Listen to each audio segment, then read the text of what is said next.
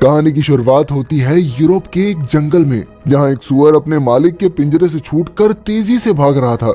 वहीं पास ही एक सड़क पर सैम नाम का एक विदेशी बच्चा अपने पिता को ढूंढ रहा था, मगर वो आज तक उनसे मिला नहीं था। सैम को यहाँ की भाषा भी नहीं आती थी, इसीलिए जो भी उसे मिलता वो उसे अपने पिता की तस्वीर दिखाकर पूछ लेता। उसे देखने के चक्कर में सैम की गाड़ी का संतुलन बिगड़ गया और गाड़ी सीधा जाकर सड़क के बीच में खड़े सुअर से टकरा गई। सैम ने तुरंत बाहर आकर देखा कि वो सुअर काफी जख्मी हो गया था, इसीलिए सैम ने उसे उठाकर अपनी गाड़ी में रखा और मदद ढूंढने के लिए निकल पड़ा। जल्द ही रात हो गई और वो एक स्टोर पर पहुंचा, पर वहाँ कोई भी नहीं था। फिर सैम ने उस बेचारे सुअर को देखा, पर वो अब तक मर चुका था। कुछ ही समय में सैम सुअर को दफनाने के लिए गड्ढा खोदने लगा तो अचानक उसे पेड़ों में से एक आवाज सुनाई दी। सैम ने देखा कि अंधेरे में कोई खड़ा था जो अचानक चिल्लाकर भाग गया। इससे वो सुअर अचानक से जाग गया, क्योंकि असल में वो मरा नहीं था।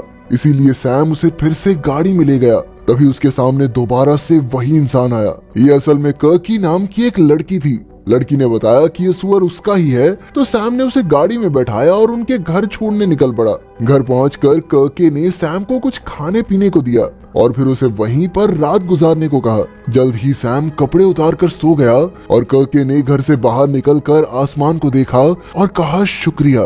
कुछ घंटों बाद जब सैम की आंख खुली तो उसके सामने कर्के का पिता गुस्ताव और जैनक्स नाम का एक लड़का खड़ा था। सैम को उनकी भाषा समझ नहीं आ रही थी और अचानक जैनक्स ने उसके सर पर वार करके उसे बेहोश कर दिया। इसके बाद उन्होंने सैम के गले में पट्टा बांधा और उसे तबेले में जंजीर से बांध दिया। जैनक्स को डर था कि कहीं कर्के सैम को पसंद न करने लगे, इसलिए उसने बिना बात सैम को पीट कर अपनी भड़ास निकाली। बाद में कर्के ने आकर सैम के लिए वो जगह साफ की, पर सैम तो अपनी पूरी जान लगाकर उन जंजीरों से आजाद होने की कोशिश कर रहा था। अब सैम कर्के के सामने गिड़गिड़ाने लगा, पर तभी गुस्ताव ने वहां आकर सैम को पीटना शुरू कर दिया। अगली सुबह जब सैम उठा तो वो बेचारा काफी दर्द में था। फिर कर्के और गुस्ताव उसके लिए 2 बाल्टियां लाए। एक में उसके लिए झूठा खाना था और दूसरों में सुअरों का खाना। कर्के ने सैम को सुअरों को खाना खिलाने को कहा, जिसके बदले में उसे ढंग का खाना मिलेगा, वरना गुस्ताव उसे फिर से पीटना शुरू कर देगा। तब सैम ने गुस्से में बाल्टी फेंक दी और कहा कि मैं तुम्हारा पालतू सुअर हरगिज नहीं बनूंगा। गुस्ताव उसे मारने दौड़ा, पर कर्के ने उसे रोकते हुए कहा कि ये भूखा रहकर खुद ही सीख जाएगा। शाम को उन्होंने सैम के लिए खाना रखा, लेकिन वो उसकी पहुंच से बहुत दूर था। सैम ने उसे पैर से खींचने की कोशिश की, पर अचानक एक सुअर आकर सारा खाना खा गया। फिर अगले दिन वहां मार्क और विलियम नाम के 2 आदमी आए और बेचारे सैम ने उनसे मदद मांगने की कोशिश की, पर वो तो गुस्ताव से कहने लगे कि वो सैम को खरीदना चाहते हैं। तभी जैनक्स ने आकर गुस्ताव को ऐसा करने से रोका, क्योंकि अगर सैम चला गया तो उसे खुद गुलाम बनकर रहना होगा। असल में जैनक्स मार्क का बेटा था और विलियम उसका चाचा, लेकिन वो उसे एकदम गुलामों की तरह रखते थे।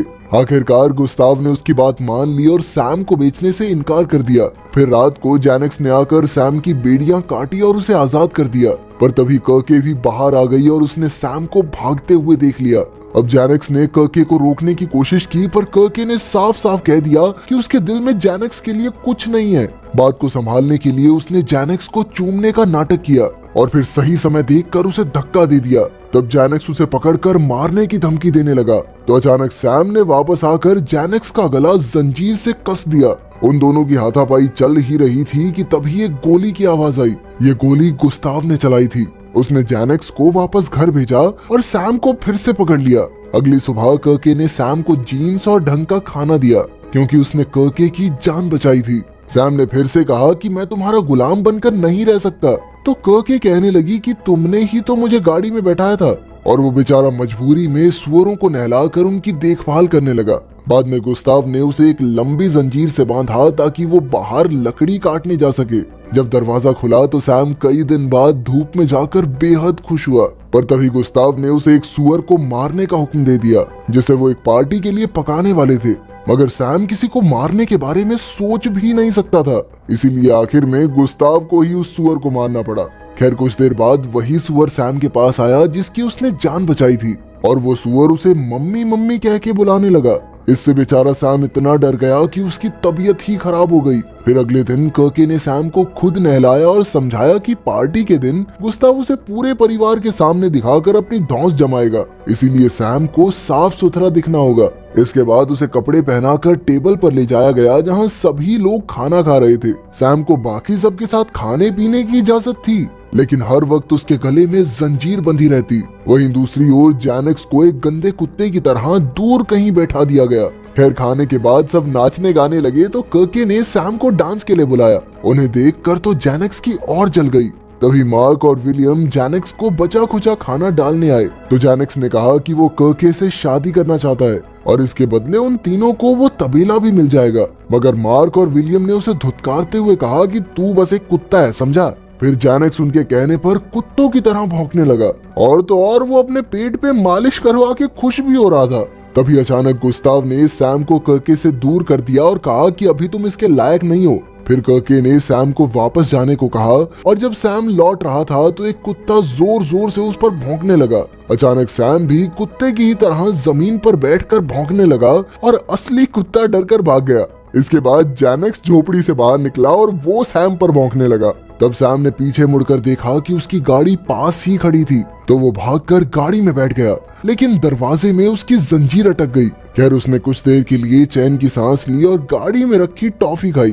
फिर उसने गाड़ी की चाबी लगाकर गाड़ी स्टार्ट की और वाइपर्स से सामने का शीशा साफ होने लगा। अचानक सैम ने देखा कि कर्के उसके सामने खड़ी चिल्ला रही थी कि सैम भागने की कोशिश कर रहा है। तभी उसके पूरे परिवार ने सैम पर हमला बोल दिया और उसे खींचकर तबेले में ले आए। सैम ने उन्हें समझाने की कोशिश की कि भाई मैं भागने की कोशिश नहीं कर रहा था, ये जंजीर बंधी हुई है, कैसे भागूंगा। पर उनमें से किसी ने उसकी एक न सुनी और गुस्ताव उसे सबके सामने कुत्तों की तरह पीटने लगा। बेचारा सैम पूरी रात दर्द से करहाता रहा। फिर अगले दिन उसे एक छोटी जंजीर से बांधा गया ताकि वो ज्यादा हिलडुल ही ना सके। बाहर जैनेक्स और एक लड़का कुछ सुअरों को ट्रक में भर रहे थे। कुछ देर बाद वही सुअर फिर से सैम के पास आया। सैम ने उसे दूर जाने को कहा पर जल्द ही सुअर ने उसे कुछ औजार ला कर दिए और उनकी मदद से सैम एक बार फिर से भाग निकला। वो चुपके से उस ट्रक में छुप गया और वो सुअर भी सैम के साथ ही आ गया। पर कुछ ही समय में ट्रक का टायर फट जाने की वजह से वो पलट गया। जैसे तैसे जैनेक्स खिड़की से बाहर निकला और उसने देखा कि सैम और बाकी के सुअर तेजी से भाग रहे थे। उधर तबेले में जब कर्के को सैम के भागने की खबर मिली तो वो फूट फूट कर रोने लगी। तो गुस्ताव तुरंत ही सैम को ढूंढने निकल गया। वहीं सैम जंगल में पूरी तेजी से दौड़ रहा था, लेकिन फिर वो अचानक से एक गड्ढे में गिरकर बेहोश हो गया। फिर रात को उसकी आंख खुली तो उसने गड्ढे से बाहर निकलने की खूब कोशिश की, लेकिन कोई फायदा नहीं हुआ। आखिरकार वो बेचारा निराश होकर रोने लगा। फिर अगली सुबह अचानक गड्ढे में एक रस्सी आई तो सैम ने देखा कि वही सुअर उसे बचाने आया था। जल्द ही सैम रस्सी की मदद से बाहर आ गया और फिर सुअर ने उसे जंजीरें खोलने में भी मदद की। तभी चारों ओर से बाकी के सुअर भी उनके पास आ गए तो सैम ने उन्हें अपने साथ लेकर आगे बढ़ने का फैसला किया। अब ये सुअर ही उसके साथी थे तो सैम अपनी सारी दिल की बातें उनसे करने लगा। जल्द ही उन्हें खेत में कुछ मिला तो सुअर उसे खाने लगे, लेकिन सैम उन्हें बस देख रहा था। तब उसे एहसास हुआ कि उसके अंदर अपने पिता को ढूंढने की चाह खत्म हो चुकी थी और न ही उसके अंदर अब घर लौटने की हिम्मत थी। उधर कर्के सैम के बारे में ही सोचती रहती थी और दुआ करती थी कि सैम उसके पास वापस आ जाए। खैर रात को जब सैम आराम कर रहा था तो उसे एहसास हुआ कि उसका एक साथ हंसने और रोने का मन कर रहा था। तभी उस सुअर ने कर्के का नाम लिया।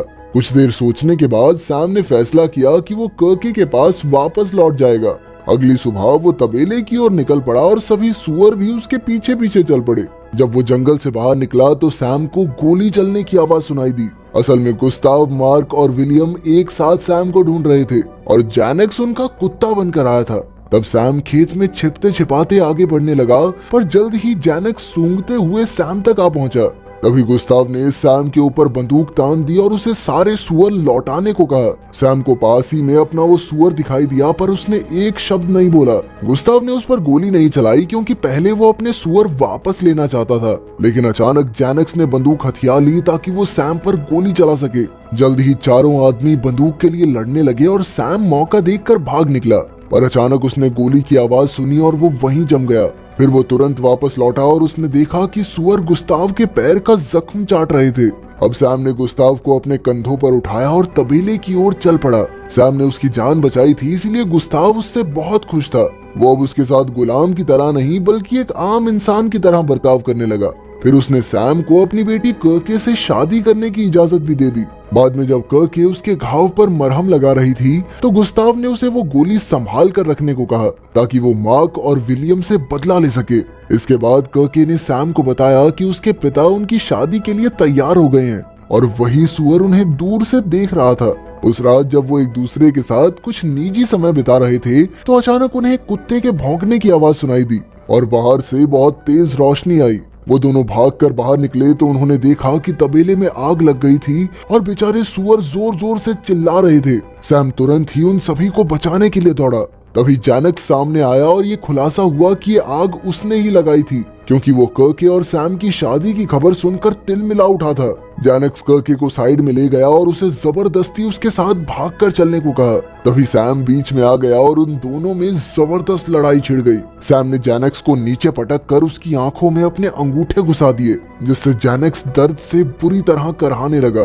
खैर अब तक काफी सुअर आग से बचकर भाग निकले थे। इस घटना के कुछ समय बाद सैम और कर्के ने शादी कर ली। मार्क और विलियम ने उनके तबेले में हुए नुकसान की भरपाई की और गुस्ताव के साथ अपनी दुश्मनी खत्म करके एक नई शुरुआत भी।